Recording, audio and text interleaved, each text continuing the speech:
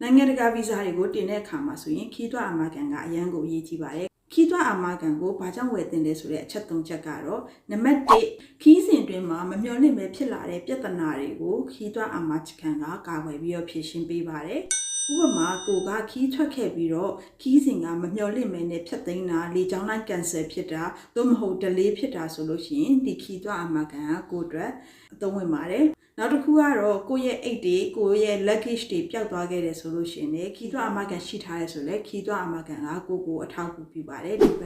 luggage တွေအခုခံရတာပျောက်သွားတာဆိုရင်နောက်ဆုံးအရေးကြီးဆုံးတစ်ချက်ကကိုရောက်တဲ့နိုင်ငံမှာကိုကနေမကောင်းဖြစ်ခဲ့တယ်ဆိုလို့ရှိရင်ခီးသွွားအာမခံရှိတယ်ဆိုရင်ဒီခီးသွွားအာမခံနဲ့အတူစေကူတာခွင့်တွေကိုရပါတယ်အချို့နိုင်ငံတွေကခီးသွွားအာမခံမပါတဲ့ခီးသွွားတွေကိုဆိုရင်သူ့နိုင်ငံတွေကိုပေးမဝင်ပါဘူးအဲ့ဒီတော့ခီးသွွားအာမခံနဲ့ပတ်သက်ပြီးတော့ဗီဇာတင်ကျင်တာပဲဖြစ်ဖြစ်ကိုတကယ်ခီးသွားဖို့အတွက်ကိုလိုအပ်တဲ့ခီးသွားအမကန်ဝယ်ကျင်တာပဲဖြစ်ဖြစ်ဆိုရင်အဲဒီစာတို့ကိုဖုန်းခေါ်ပြီးတော့